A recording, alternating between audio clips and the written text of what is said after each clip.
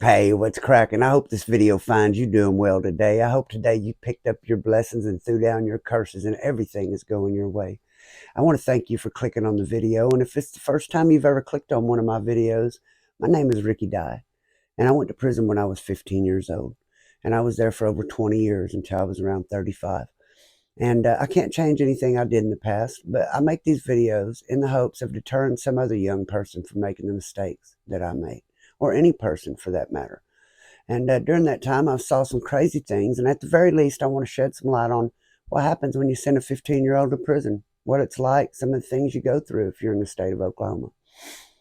And with that, today I'm going to jump right into my story. And I want to tell you today about one of the wildest dudes I ever met while I was in prison. The last 3 videos I've done, I've been in private prison at Hinton, Oklahoma. And it's a medium security prison, and it was the first time they ever used private prisons here in Oklahoma. And several of my next few videos will be at Hinton because I was there for 8 years and a lot happened during that time. But it may be different time periods that I'll tell you about. Say, like the story I'm going to tell you about today, it happened much later than whenever I first got there. But I thought it was an interesting story, and I want to tell you about it. So at the time, this guy gets on the yard, and his name is Johnny O. And to give you some backstory on Johnny O went to prison when he was about 17 years old, long before I went to prison. And unfortunately for him, he ended up in McAlester maximum security right off the bat. Also, unfortunately for him, he ended up having a problem with a guy named Jimmy Maxwell. Jimmy Maxwell is a legend in prison. He's a big guy. He's a strong guy. He can fight. He can get a knife and stab you, and he has stabbed and killed people in prison. People go out of their way not to get into it with Jimmy. Jimmy's the guy that you're scared of. When you go to prison and you hear stories about who not to get into it with, it's Jimmy Maxwell that you don't want to get into it with. And he got into it with Jimmy, and Jimmy told him that he'd catch out or he'd kill him. And he's in maximum security. No one was going to help him. And he had 2 choices. He could catch out or Jimmy was going to kill him. So, being a kid, having no backing, up against the roughest, toughest dude in here, he catches out. And Johnny spent a couple years on protective custody.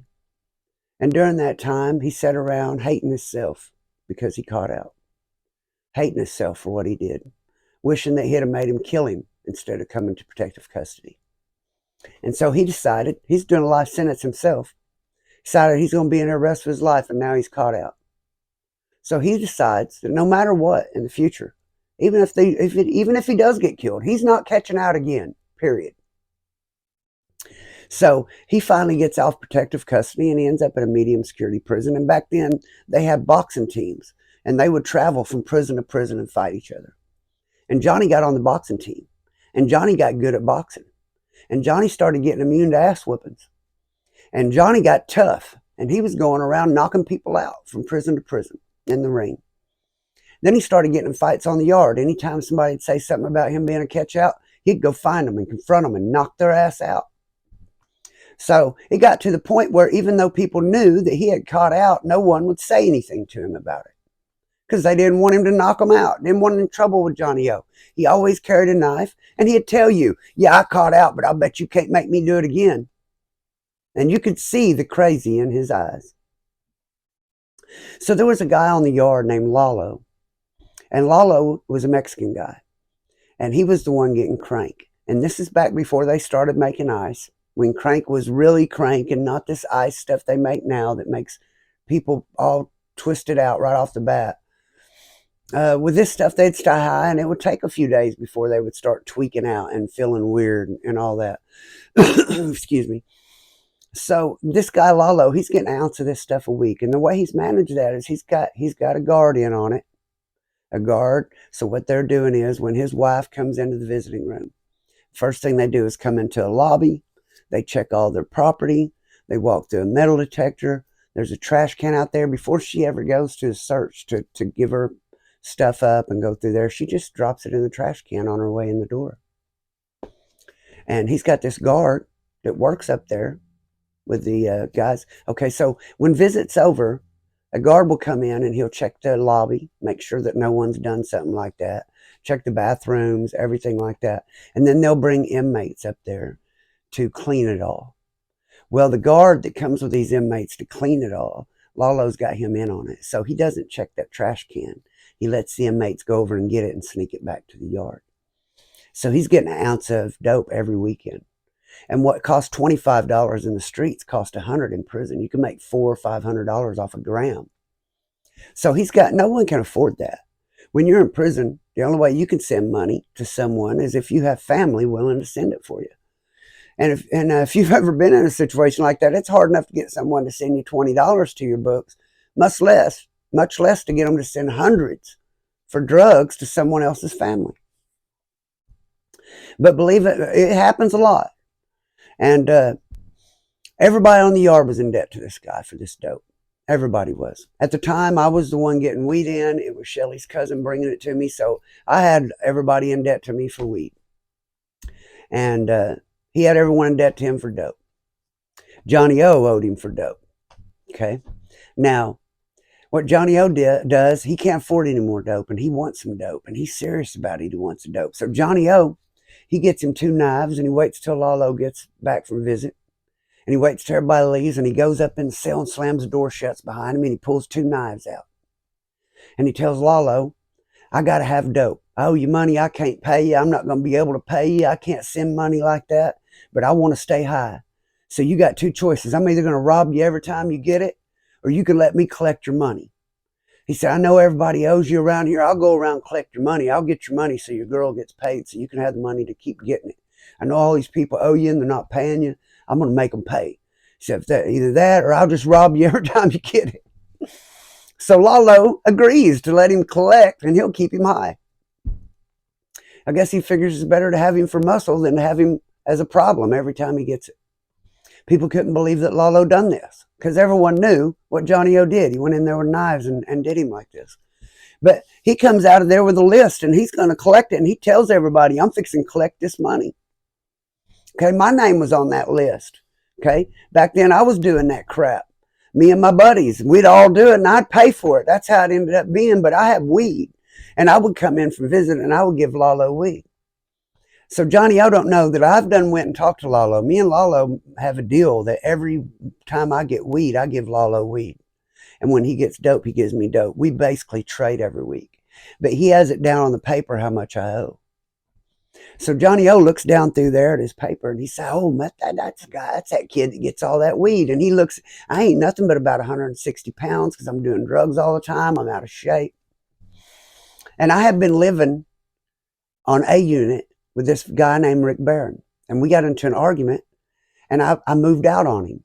And I moved out on him and he said, don't get down there and get put in the chair by Johnny O.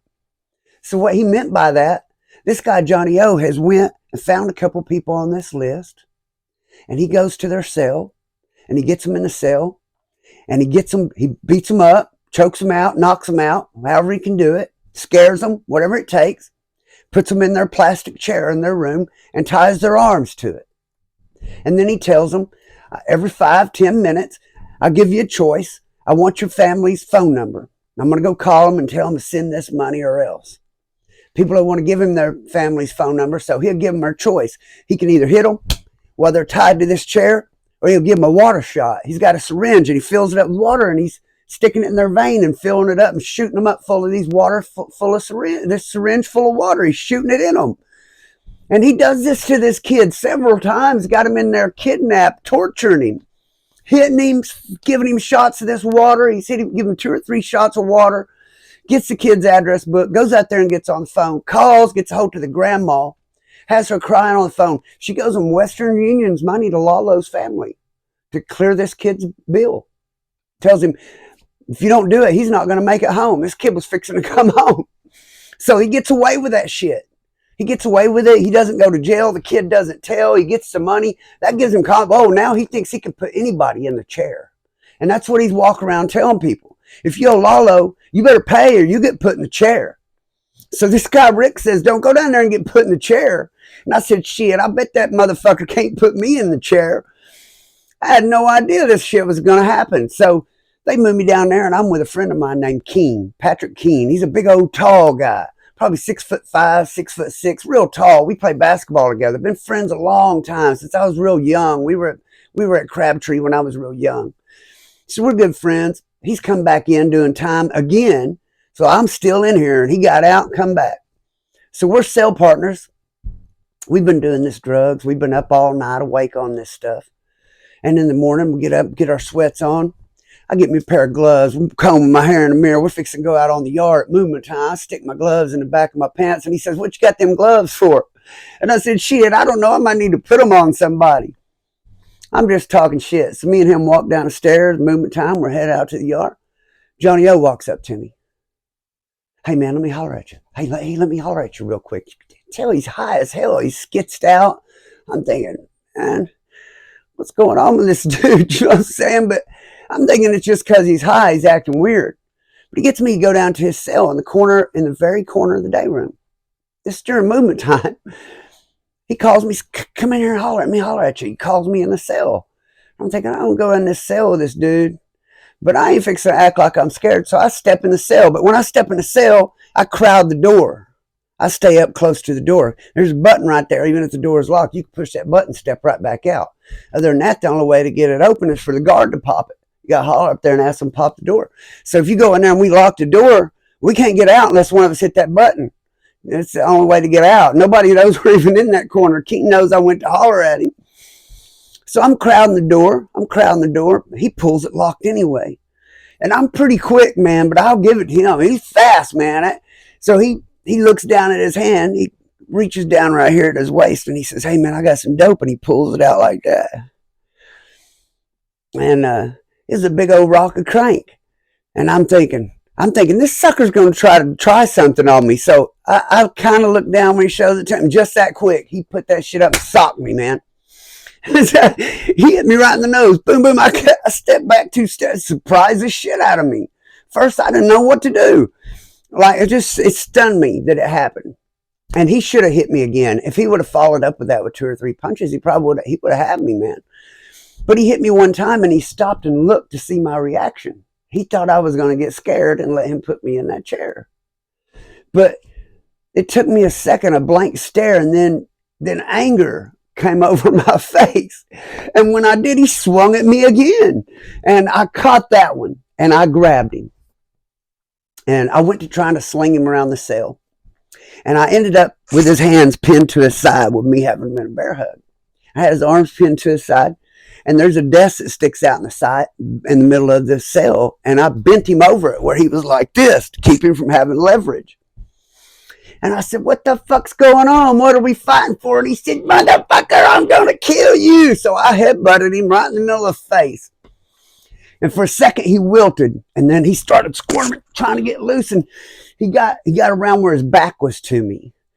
And then when he had showed me that crank, I seen there's an ice pick in his pants. It kind of had a hook on it. It was looped over his belt loop. And he's trying to get that out. And I'm thinking, oh shit, man. We're in the cell. We're locked in here. He's trying to get a knife out. I don't have shit. And I'm getting tired, man. I've been on that dope. We stayed up all night. All of a sudden, I feel my head swoon like I'm going to pass out. So we got the bed on this side and that table on this side, and I've got him like this, and he's trying to get that knife out and trying to get loose. So I act like I'm trying to throw him on the bunk to get him to strain that way toward that desk. And he strained that way, and when he did, I dove that way with him, and his head hit that desk, and I slung him down on the floor and stepped out, and I hit that button to step out of that cell because I thought I was going to pass out, man. I thought if I pass out in this cell and he's got a knife, he'll kill me. I popped that door, and he said, "Come back, I'll give you a knife." I said, "I'm going to get one, and I'll be back." So I'm walking across the day room, trying to walk up out of this day room to get somewhere safe until I catch my breath and can think and get my knife. And King sees me, and he walks over and puts his arm around me, and I start dry heaving. And I'm trying to tell him what happened, and I can't breathe, and I start throwing up. And he's trying to help me. And I said, "Get me to the next day room." So we get over to the next day room, and I just walk in someone's cell. I don't even know whose cell it is. I walk in there, got King with me. I slam the door behind me, and I'm at the toilet dry heaving, throwing up. And I said, don't, between breaths, don't open that fucking door till I catch my breath. Don't open that fucking door.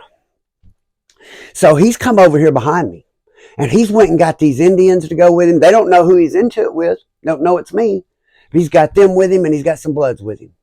He says, "I got the Indians and the Bloods riding with me. What's up?" And we're locked in this room.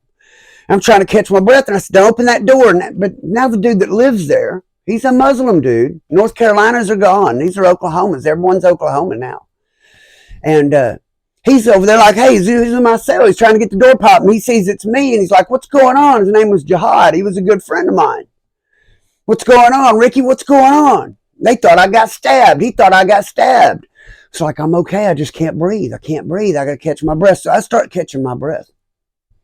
And I tell Keen what happened. And I say, "Hey, go tell Crooked Finger. There's a guy named Crooked Finger. We call him that because he had arthritis and his fingers were messed up. And he held my knife because he never got shut down. He was on level 4. He never did nothing. He didn't smoke weed. He didn't do nothing illegal. So the chances of him getting shut down was small. So I would give him Canteen to hold on to my shank for me, to keep me from getting caught with it, because the chances of me getting shut down were good. So I send for my knife, and he gets it around there to me. So now I've got one. King pops the door before I'm ready. I'm trying to get my magazines on. He pops the door. Johnny O's at the door, and Johnny O sees what I'm in there doing. And now he was out there saying, "I'll give him a knife. What's up?" And King said, "It's going down, dude. As soon as he gets ready, y'all's going to get it." And now he went saying he's got the Bloods and Indians right with him. But now Jihad's out there. There's some Crips out there, some whites out there. Everybody's finding out what's going on. Now he's starting to think this over again. He didn't realize so many people were going to be on my side. And immediately there were people everywhere on my side. I was a weed man. Everyone wanted to be in my favor. Everyone pretty much owed me a favor. So, and I've been here for years, and he's just been here for a few months and doesn't realize the weight that I have on the yard as far as people that will help me. And he don't realize it, and people don't like him. You know, he's a catch out, and here he is messing with a good dude. That's how they look at that. So the next thing you know, everyone's on my side. Even the Indians aren't going to help him. The Bloods are on my side. Everyone has swapped sides on him. So now he's trying to talk his way out of it. So now I've got my magazines on. I come out there. I got my knife. What's going on? What you want to do? I've caught my breath. Let's get one. You want to go in the cell? And he don't want to go in the cell. He didn't realize I was such a good dude until people started telling him he was just collecting from the names on this list. And he pulls this list out, and he tells me that he's collecting, and Lalo told him to collect from these people. And I said, "He told you to come collect from me?" "Yeah, man, all the names on this list." So we go out and send for Lalo. We go out at next moment at the fence. Lalo's on B unit. We're on C unit at the time, but you can see each other if they come out at the fence. And they fixing to get yard. So whenever they get yard, Lalo comes outside. Johnny O pulls him down there by himself. For we can even tell you, Johnny O and Lalo are down there talking. Next thing you know, Johnny O's hollering at Lalo, threatening to stab him and shit, saying he sent him on a mission that damn near got him killed, trying to get himself out of it. So before it was all said and done, my debt was even, and Lalo gave me $200 worth of dope for my problems, and Johnny O made him give him some dope for the problems. And Johnny O said, when we was in that cell, he said, "Ricky died panicked and like to beat me to death. He's like a roadrunner going beep, beep, beep, beep, beep on my head." But really, I only hit him a couple times, I think. Most of the time, I just had him in a bear hug trying to sling him around to something because, man, I thought I was going to pass out up in that motherfucker. But the idea of someone taking you up in a cell, in a prison, strapping you to a chair, holding you down and make you get water shots or get punched until they go make your family send money is something that I didn't think could happen in prison. But it damn sure did. But for the record, nobody put me in the chair. Shit, just like I said. And with that, I want to tell you that, man, some of these stories are exciting, but I want to tell you they damn sure were not at the time. And you never want to have to face things like that. That's not what life is about, man. And even though the stories may be more exciting, they're not the worst things about prison. The worst things are about prison are just doing the time, and there's a funeral happens and you can't go to it. You can't be there with your family whenever the grandmother or grandfather passed away. I lost my grandmother and my grandfather on my dad's side while I was in prison. And I promise you, the knives, the beatings, the fights, they aren't the worst thing. And that's why I hope that you'll think twice before you make a mistake that could end you up in prison. And with that, I want to give a shout out to the riders and dyers always. The riders who ride till the wheels fall off, and the dyers who keep riding even when they do. Those guys that hit the join button take a little away from themselves, 99 cents, to help me out. I really appreciate it. I thank all you guys who have subscribed, and may God bless, keep, and protect you and yours. I hope to see you in the next one. Peace out.